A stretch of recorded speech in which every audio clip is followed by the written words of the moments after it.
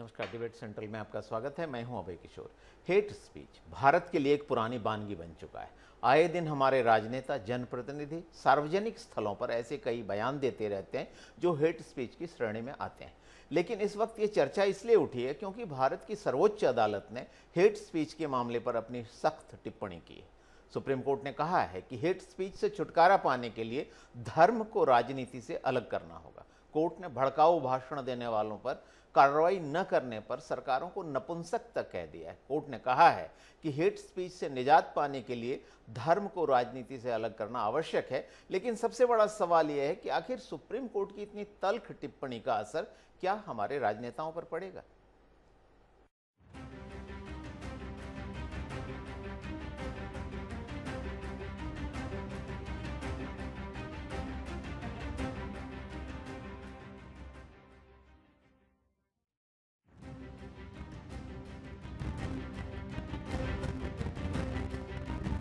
Supreme court ने hate speech मामले पर सुनवाई के दौरान बड़ी टिप्पणी की है। सुप्रीम कोर्ट ने कहा कि जब तक राजनीति को धर्म से अलग नहीं किया जाएगा, तब तक हेट स्पीच से छुटकारा नहीं मिल पाएगा। हेट स्पीच देखा जाए तो एकदम राजनीति है। शीर्ष अदालत ने कहा कि सबसे बड़ी समस्या ये है कि जो राजनेता हैं, वे धर्म का इस्तेमाल कर रहे हैं। हमारे देश में धर्म और राजनीति जुड़े हुए हैं। यही कारण है कि हेट स्पीच हो रहा है। सुप्रीम कोर्ट के जस्टिस के.एम. जोसेफ और जस्टिस बी.वी. नागरत्ना की बेंच ने हेट स्पीच को दुष्चक्र करार दिया और कहा है कि भाईचारे का विचार अधिक था, लेकिन खेद ये है कि दरारें आ चुकी हैं। क्यों नहीं सरकारें समाज में नफरती भाषण पर लगाम लगाने के लिए सिस्टम विकसित कर सकती हैं? जस्टिस नागरत्ना ने कहा कि हम कहां जा रहे हैं। एक समय था कि देश में पंडित जवाहरलाल नेहरू और अटल बिहारी वाजपेयी जैसे वक्ता थे, जिनका भाषण सुनने के लिए लोग आधी रात को दूर दराज गांव से आते थे। अब असामाजिक तत्व बयानबाजी करते हैं। सुप्रीम कोर्ट ने कहा कि हर सिटीजन को संयम रखना चाहिए। जस्टिस नागरत्ना ने यह भी कहा कि देश के लोगों को ये शपथ लेना होगा कि वो अन्य लोगों को अपमानित नहीं करेंगे। बेंच के दूसरे जस्टिस जोसेफ ने कहा कि सबसे बड़ी समस्या ये है कि जो राजनेता है वो धर्म का इस्तेमाल कर रहे हैं। हमारे देश में धर्म और राजनीति जुड़े हुए हैं। यही कारण है कि हेट स्पीच हो रही है। जस्टिस ने कहा कि राजनीति और धर्म को अलग करना होगा। इसकी सख्त जरूरत है। सुप्रीम कोर्ट ने कहा कि राज्य हेट स्पीच मामले में निष्क्रिय रवैया अपना रहे हैं। राज्य इस मामले में नपुंसक है और वो समय पर काम नहीं करता है। सुप्रीम कोर्ट उस कंटेम्प्ट याचिका पर सुनवाई कर रही है जिसमें महाराष्ट्र सरकार सुप्रीम कोर्ट के आदेश के बाद भी हिंदू संगठनों के हेट स्पीच पर कंट्रोल करने में विफल रही। मामला गंभीर और संवेदनशील है और उस पर कोर्ट की टिप्पणी राजनेताओं के हेट स्पीच पर लगाम लगाने के लिए काफी भी है। लेकिन इसका उन पर कितना असर पड़ेगा, ये चुनावी साल में पता चल ही जाएगा। Bureau report, Asian news.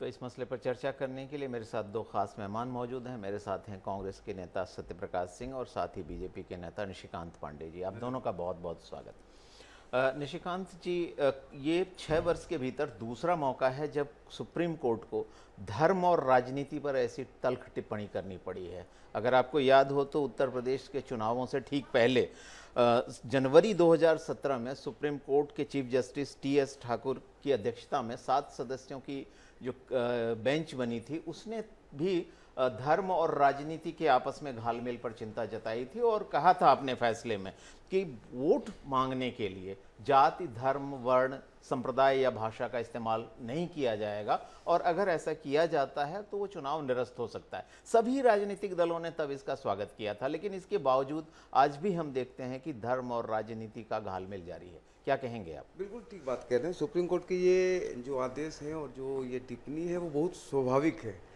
देश में ये सारी चीज़ें बढ़ती जा रही है।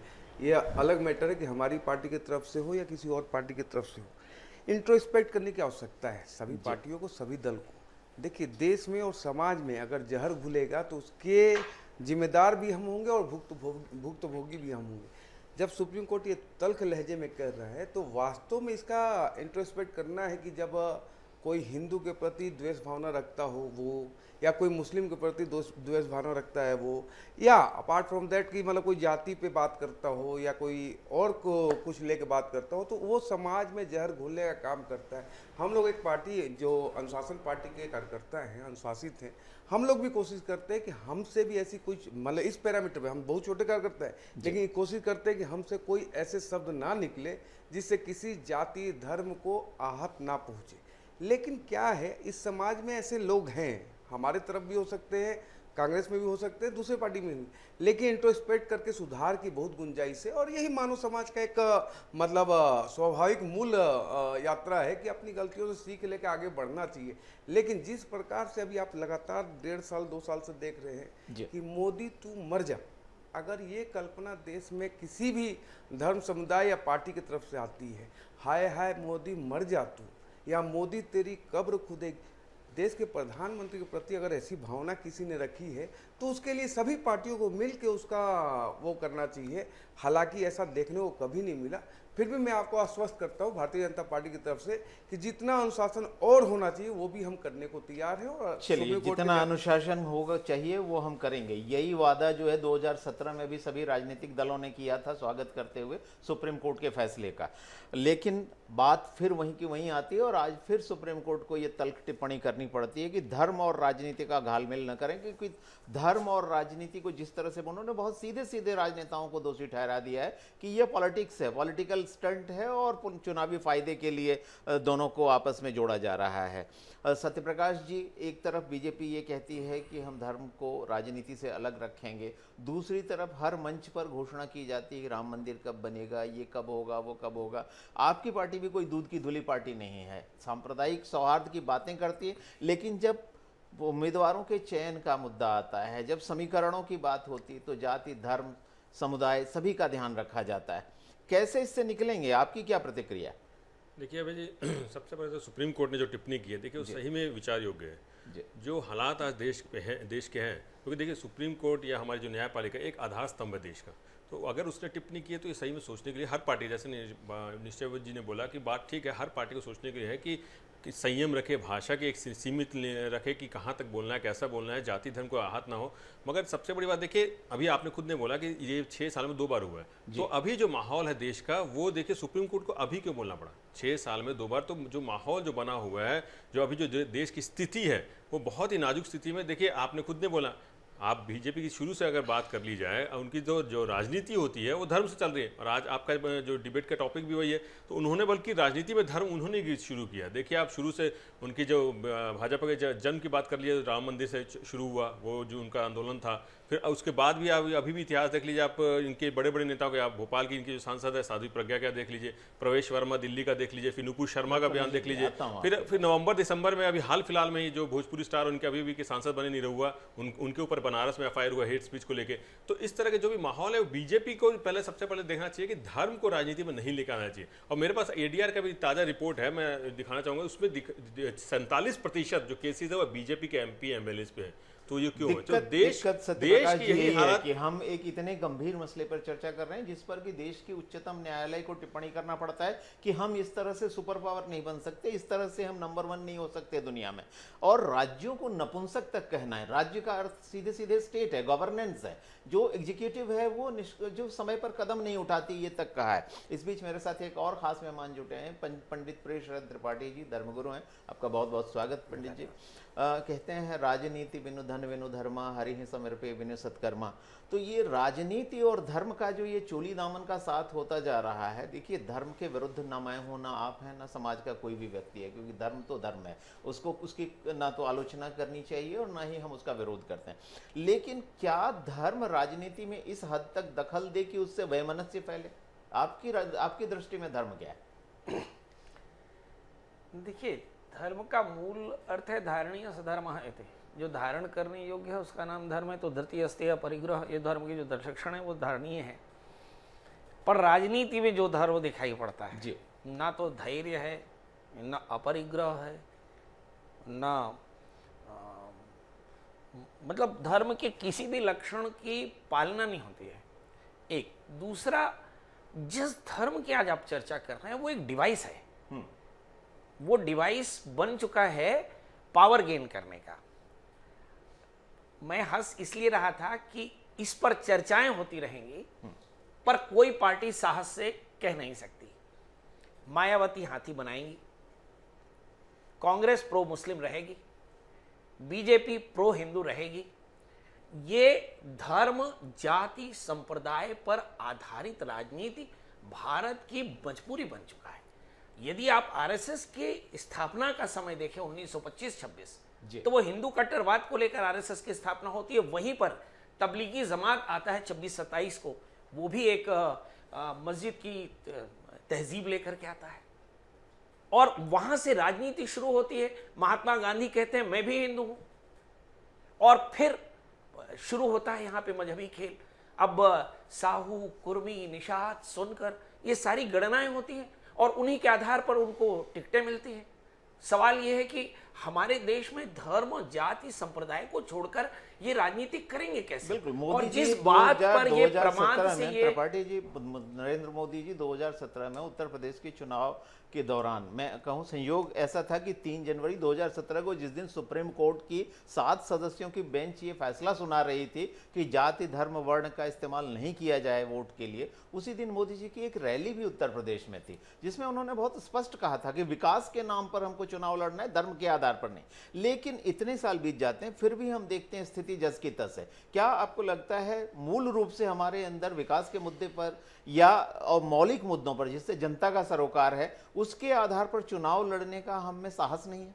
देखिए, मूलतः अभय जी, आप तो इतने दिन से एडिटोरियल लगातार लिखते रहे हैं, पढ़ते रहे हैं, और मुझे ऐसा लगता है कि एक पत्रकार और एक बहुत अच्छे एडिटर को इंटेंशन को समझने की कमी तो नहीं होती। कम से कम पूर्वाग्रह तो आग्रह तो हम समझ ही पाते हैं, है ना। ये सच अपने अंतःकरण में, बोलने की बात कुछ और है, पर हम जो सच समझते हैं, आपसे ज़्यादा मुझे लगता है नहीं कि कोई तीखा एडिटर हो जो खुले तौर पर इस तरह की कोई कार्यक्रम कर सकता हो। तो बहुत मुश्किल काम है जो आप कर रहे हैं, वो बहुत मुश्किल है। इस दौर में तो बिल्कुल मुश्किल है। मैं सोचता हूँ इस दौर में अगर कबीर पैदा हुआ होते तो पता नहीं क्या होता उनका, कि कबरा खड़ा बाजार में सबकी मांगे खैर ना कहूँ से दोस्ती ना कहूँ से बैर, ये कहना कबीर के सामर्थ्य में नहीं होता। तो मुझे ऐसा लगता है कि ये सब प्रमाद है, ये प्रपंच है।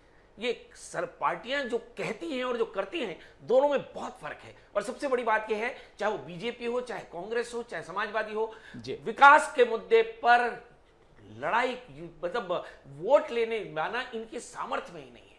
चलिए, सवाल ही नहीं होता। निशिकांत जी, लोहिया जी ने कहा था कि धर्म दीर्घकालिक राजनीति जब हम करते हैं ना, तो उन्होंने ये सीधे कहा था कि धर्म दीर्घकालिक राजनीति है, जबकि राजनीति जो है अल्पकालिक धर्म है। धर्म का काम है भलाई करना और राजनीति का कर्म है बुराई का अंत करना। समस्या वहां आती है जहां राजनीति बुराई का अंत करने के बजाय केवल निंदा करने लगती है। तो ये पिछले कुछ समय से बार बार ये आरोप देश की बहुत सारी पार्टियां और सामाजिक संगठन लगा रहे हैं कि बीजेपी के आने के बाद से ये धार्मिक कट्टरता बढ़ी है और धर्म के आधार पर ध्रुवीकरण का आरोप भी कांग्रेस आप पर लगाती रही है। आप इसकी सफाई में कुछ कहना चाहेंगे? सफाई नहीं दूंगा, इस बात पे कोई सफाई नहीं दूंगा। मैं कुछ बात रखता हूँ, उसको आपको समझने की आवश्यकता है। जी, भारत देश के सबसे बड़े मान लो नेता हैं महात्मा गांधी, वो सेकुलर थे ना, उनको हम लोग सभी को सेकुलर मानते हैं। अब हम जब मंदिर में जब हम ईश्वर अल्लाह तेरो नाम सुने, गाए, बजाए, आपने कभी ऐसा देखा कि दूसरे पक्ष ने ऐसा गाया? आप कल्पना कीजिए कि हम किस दिशा में जाने की कोशिश कर रहे हैं। दूसरे पक्ष से आप स्पष्ट कहें, मैं बता रहा हूँ। टॉलरेंट होना, स्वीकार करना, गंगा जमुनी तहजीब को स्वीकार करके आगे बढ़ना, 7-8 दशक तक उसको ले जाना। आप देखिए, जब हम मंदिरों में, आज भी सुबह हमारे घर में बजाए, जब हम रामनवमी की पूजा कर रहे थे, ईश्वर अल्लाह तेरो नाम सबको सन्मति दे भगवान। तो भारत का जो एक धर्म है, भारत का एक जो संविधान है, उसी को धर्म मान के आगे बढ़ना चाहिए। लेकिन जो द्वेषपूर्ण की बात कर रहे हैं, जो द्वेषता की बात कर रहे हैं, निशिकांत जी, मैं आपको बीच में टोकना चाहूंगा। भारत का एज सच कोई धर्म नहीं है। संविधान है, हमारे संविधान में धर्म को स्पष्ट कहा गया है कि धर्म और राजनीति अलग अलग। राजनीति का हिंदू राष्ट्र की मांग कौन कर रहा है? कौन कर रहा है बताइए? हिंदू राष्ट्र की मांग कहाँ से पैदा हुई? कौन कर रहा है? यदि हम धर्म निरपेक्ष हैं तो हिंदू राष्ट्र की मांग कहाँ से? कौन कर रहा है बताइए? और जो सोशल मीडिया में ये जो सोशल मीडिया देखिए गुरुजी, मैं लहराते आपसे हुए जो गुरुजी, मैं आपसे गुरुजी, मैं आपसे बोलना ससम्मान बात नहीं, करता हूँ। मैं आपसे हाथ जोड़कर प्रार्थना करता हूँ कि सत्य कहें, सत्य सुनें हाँ, और सत्य समझें। बोल रहा हूँ गुरुजी, मैं यदि सत्य कहें और सत्य समझे दोनों में फर्क होगा तो मुझे ऐसा लगता है कि फिर चलिए निशिकांत जी को अपनी बात कहने देते हैं। गुरुजी, मैं त्रिपाठी कह रहा हूँ जी, जी। सत्य बोल रहा जी, हूँ। त्रिपाठी। हिंदू राष्ट्र की मांग कहें या उधर से जो मांग होती है गजवाए हिंद की, वो दोनों कल्पना कोरा है। इस कल्पना के आगे बढ़ना होगा आपको, जाति धर्म समुदाय के आगे बढ़ के निशिकांत विकास जी, में क्या राजनीति आपको करनी ये होगी। नहीं लगता कि ये इधर और उधर कह के हम अपने देश के भीतर जो है विभाजन पैदा कर वो रहे हैं? विभाजन ये है, इधर पहले और से। उधर कौन है? हाँ, इधर और अभय उधर जी, कौन वो है? क्या विभाजन है। भारत के सारे नागरिक एक ही देश के नागरिक नहीं है? अरे नागरिक तो हैं, मैं तो कह रहा हूँ नागरिक जी। हैं। हम जब आजाद भारत में आए तो जितने लोग यहाँ थे सब भारत के नागरिक हैं और सभी में भाईचारा था। ऐसा नहीं था कि नहीं था, लेकिन तुष्टीकरण एक महत्वपूर्ण विषय था जो 30-40 वर्षों तक चलिए, लगातार तुष्टीकरण किया गया। 40 साल का अब तुष्टीकरण, अब संतुष्टीकरण कांग्रेस की पर बात हो आरोप, रही है। कांग्रेस पर आरोप, और कांग्रेस की बात नहीं कर रहा हूं। सत्यप्रकाश जी, अभी- नहीं, आप चलिए, आप कांग्रेस की बात नहीं कर रहे हैं, लेकिन अगर आप पिछले 40 साल की बात कर रहे हैं तो उस 40 साल में शासन किसका था? प्रदेशों में आप प्रदेशों में भी शासन थे लोगों के। प्रदेशों में भी था। क्या आप मानते हैं केंद्र में तुष्टीकरण की नीति नहीं थी? आप थी, बार बार थी, आरोप लगाते थी, हैं थी। तो जवाब लेते हैं ना कांग्रेस से। बिल्कुल, देखिए, जी। मैं सत्यप्रकाश जी आपसे जरूर जवाब चाहूंगा इस मसले में। अब ये सबसे पहले तो मेरे को ये अच्छा लगा, इनका साहस अच्छा लगा। निशिकांत जी ने ये बोला कि हिंदू राष्ट्र की एक कोरी कल्पना है, मगर इनके नेता सड़कों पे उतरे थे। अभी आपके चैनल पे मैंने कौन देखा से था। नेता नाम बताएं? अब धर्म संसद हुआ था, उसमें लोग धर्म आपके संसद दिखे देखिए, थे। फिर वही वो हमारे नेता हो गए। तो अरे मैं नाम ले लूंगा, कौन बताइए। कौन वहाँ गए थे? बताइए नाम। सुनील चौधरी से पूछिएगा कि वहाँ गए थे कि नहीं गए थे। ठीक है, ठीक, मैं उस पर ज्यादा नहीं जाना चाहूंगा क्योंकि गुरुजी ने सब कुछ चलिए, बोल आप दिया। इस आरोप मैं- का हाँ, मैं जवाब आरोप दीजिए आरोप कि पे आरोप तुष्टीकरण है। की नीति जी, के वही मैं चलते बता रहा हूँ। धर्म- देखिए, जी। हमारी सरकार रही, काफी साल तक केंद्र में रही, हमने सभी वर्गों के लिए काम किया, हिंदू मुस्लिम सिख ईसाई, ये सब वर्गों के काम किया। देखिए, मैं थोड़ा सा आप बात करेंगे इतिहास का, राजीव गांधी जी ने सबसे पहले ताल्लुक खुलवाया था राम मंदिर के लिए, तो हमारे तो हर वर्ग के लिए काम किया। आप प्रदेश में यहाँ छत्तीसगढ़ की बात कर लीजिए, हमने राम पथ भी बनाए, तो हर वर्ग के लिए काम करते हैं हम लोग। हमारी तुष्टीकरण की राजनीति नहीं होती, ये सबके सामने है। ये मेरे को बोलने की जरूरत नहीं है। गुरुजी ने खुद ने बोला है कि तुष्टीकरण जो है वो बीजेपी के समय से चालू हुई है, ये सबके सामने दिख रहा है। जब आपकी सरकार, मोदी जी की सरकार है, एक मुख्यमंत्री, प्रदेश का मुख्यमंत्री 80-20 की बात करता है, फिर उसके बाद नुपुर शर्मा के बयान देख लीजिए, प्रज्ञा ठाकुर का बयान देख लीजिए। तो प्रज्ञा ठाकुर अभी जो मुंबई में जो हमला हुआ था, एक एसपी के लिए क्या गलत बयान दिया था, तो ये ऐसे ऐसे बयान तो इनके यहाँ से आते हैं जिसकी वजह से माहौल खराब होता है। चलिए, अरे निशिकांत जी, निशिकांत जी इसके जवाब में कुछ कहना चाहते हैं? एक आरोप आपने लगाए, 10 जवाब सेकंड निशिकांत 10 जी से। सेकंड देखिए, ये नूपुर सर्वे की बात कर रहे हो और नेताओं की बात कर रहे हैं। मैं एक महत्वपूर्ण बात कर रहा हूँ प्रधानमंत्री मनमोहन सिंह जी का। इस देश में संसाधनों पे पहला हक अल्पसंख्यकों का है। ये बात कोई छोटा मोटा राह चलता व्यक्ति या कोई सांसद और मिनिस्टर नहीं कहा था। शर्म आनी चाहिए आप लोगों को। कभी नहीं बोला, कभी नहीं बोला। देखिए भाई जी, फिर जबरदस्ती कभी नहीं बोला अरे है। आप जबरदस्ती क्यों बयान उल्टा पुल्टा हाँ, उल्टा पुल्टा एक दिखा रहे हैं, प्रतिष्ठित चल बैठ के भाग उल्टा पुल्टा बयान झूठ- कहाँ झूठ बोला, के तो आप दिखा कारण दीजिए। झूठ अरे बोले बोला तो ही नहीं, क्या जब स्थिति जबरदस्ती आप बोल होगी रहे। यही तो मैं बोलना चाह रहा हूँ, गुरुजी, तुष्टीकरण की गुरुजी, राजनीति कौन करता है, गुरुजी, ये सामने दिख रहा है। त्रिपाठी ये जी को- सामने ये दिख रहा है। सत्यप्रकाश जी, क्या है, सत्यप्रकाश जी, अगर त्रिपाठी जी बात से है, संबोधन है तो त्रिपाठी जी अगर को बात है। जनसंख्या की बात नहीं हो रही नहीं, है तो सत्यप्रकाश जी, विकास की बात सत्यप्रकाश दिक्कत जी हो जाता है। जिससे संबोधित किया जा रहा है, त्रिपाठी जी को अगर जवाब देने के लिए कहा जा रहा है, गुरु जी, त्रिपाठी आप जी बताइए। कोई चर्चा है? त्रिपाठी जी। देखिए सच बात यह है कि मनमोहन सिंह ने कहा कि अल्पसंख्यकों का भारत के रिसोर्सेस पर अधिकार होना चाहिए। इसका अर्थ ये होता है कि अल्पसंख्यक फिर जैन भी हो सकता है, अल्पसंख्यक फिर सिख भी हो सकते हैं। भारत में जिनकी संख्या समुदाय में कम है, उनको, जो पिछड़े हैं, उनको हक मिलना चाहिए, ऐसा उनका ध्येय हो सकता है। ये इसमें कहीं कोई शक नहीं। दूसरी बात, देखिए, सच जो महसूस कर सकते हैं, है ना, उस पर तर्क देने की आवश्यकता नहीं, क्योंकि यदि आपने तर्क दिया भी तो मन मानेगा नहीं, क्योंकि हम देखते हैं और कांग्रेस वास्तव में तुष्टीकरण के रास्ते पर थी, वरना ये हिंदू राष्ट्र या हिंदुत्व का मुद्दा इतना बड़ा नहीं होता। यदि तुष्टीकरण नहीं होता तो हिंदुत्व बढ़ता नहीं। और मुझे ऐसा लगता है कि जो कुछ भी चल रहा है, यह समय अपने आप को मैनेज कर रहा है। कांग्रेस को समझने की बात है कि उसे किस रास्ते पर चलना है, बीजेपी को समझने की बात है उसे किस रास्ते पर चलना है, समाजवादियों को समझने की बात है कि किस रास्ते पर चलना है। याद रखें, आप कैसी भी नीति बना लें, मगर वक्त आपका हिसाब कायदे से करता है। और धर्मो रक्षति रक्षतः, जिस धर्म की आप चर्चा करते हैं वही धर्म आपका फैसला करता है। बिल्कुल। सत्यप्रकाश जी, तुष्टीकरण की नीति थी या नहीं थी, मैं इसके बारे में आप पर कोई आरोप नहीं लगाना चाहता, लेकिन एक चीज तो मैं जरूर कहूंगा, जब भारत राष्ट्र बना या भारत आजाद हुआ तो हिंदुओं के लिए एक कोड बना, लेकिन आज तक आप देश में सिविल कोड लागू नहीं कर पाए, कोई एक देश एक कानून लागू नहीं कर पाए, और इसके लिए कहीं ना कहीं कुछ लोगों का या एक समुदाय विशेष का या कुछ लोगों का विरोध था। तो क्या ये इच्छा शक्ति की कमी थी? देश पर बहुत लंबे समय तक शासन रहा है। देखिए अभय जी, सबसे बड़ी बात देखिए, अलग अलग धर्म को अलग अलग पद्धति है, पूजा पद्धति भी आप अलग अलग है। हम अगर मंदिर में जाते हो, मस्जिद में जाते हैं, वो चर्च में जाते हैं, तो अलग अलग पद्धति है, अलग अलग जीवन शैली है, अलग अलग उनके जो वहाँ जीवन शैली के हिसाब से, उनके जो धर्म के हिसाब से जो उनकी मान्यता है वो अलग अलग है। तो इसकी वजह से आप देखिए marriage act, Hindu marriage act है, तो आप जैसे हिंदुओं की शादी है तो वैसे दूसरे जो अल्पसंख्यक उनकी शादी नहीं होती ना, तो ये उसकी वजह से रखा गया था कि अलग अलग हर धर्म का अलग अलग अपना एक कल्चर है। निशिकांत जी, आप सहमत हैं इससे? निशिकांत जी इस दलील से सहमत हैं? बिल्कुल, आपने बोला सत्यप्रकाश जी। निशिकांत जी से पूछते हैं, आपकी दलील से क्या निशिकांत जी सहमत हैं? निशिकांत जी, संविधान को काम करना है जाति धर्म से ऊपर होकर। जो आप बात उठाए महत्वपूर्ण, ये ऐसा कानून आ जाना चाहिए था कि इस कानून के अंदर ही सारी धर्म जाति आएंगे। इस धर्म के लिए ये मापदंड, इस धर्म के लिए ये मापदंड, यहीं पे सारी चीज़ें गड़बड़ हुई है। जो आपने अभय जी बात कही, अगर ये कानून आ जाता, कानून आया था तो क्या बिगड़ जाता, किसके ऊपर क्या नुकसान हो जाता? मान लीजिए संविधान तो सबके लिए एक ही है ना, सबके लिए कानून भी एक हो जाए तो दिक्कत किसको आएगी? किसी को नहीं आएगी। लेकिन जो ये तुष्टीकरण वाला मनसा, जो इनका 60, 70, 80 के दशक वाला अभी भी कीड़ा काटा हुआ है, उसी कीड़ा के साथ आगे बढ़ रहे हैं। अभी जो त्रिपाठी जी ने कहा, 8 साल से आपकी सरकार ले आइए, देखिए, रोका है? सत्यप्रकाश सबसे ज्यादा आपके हैं। सच बात है कि भारत एक है। आपके पास है, आप ले आइए, प्रस्ताव ले लो, लोकसभा पास करा लीजिए। हाँ करवाएंगे ना, करवाएंगे, चिंता मत करो, आप रोक भी नहीं पाओगे। 370 के लिए नहीं रोक पाएंगे, 8 साल में कानून के लिए रोक पाएंगे। 8 साल में क्यों नहीं लिया? 370 छाती में अरे 8 साल में दिया, क्यों नहीं लिया? 33 से हटा दिया। आतंकवादी अभी रोको मामले कर रहे हैं, वहाँ सैनिक मर रहे हैं, वहाँ सैनिक मर रहे हैं, आतंकवादी को लेकर रात को 2 बजे कोर्ट जाने वाले लोग, आतंकवादियों को लेकर रात को 2 बजे कोर्ट जाने वाले लोग, क्या बात कर रहे हैं? 370 हटाएंगे, रो रहे हैं सोनिया गांधी। वहाँ पे देखिए जो अरे वहाँ पे क्या हालात है, सैनिक अभी मर रहे हैं। अरे आरडीएक्स कहाँ से ले आते हैं? ये सारी आपकी साजिश रहती है। आरडीएक्स आज तक फैसला है, आरडीएक्स कहाँ से आया था?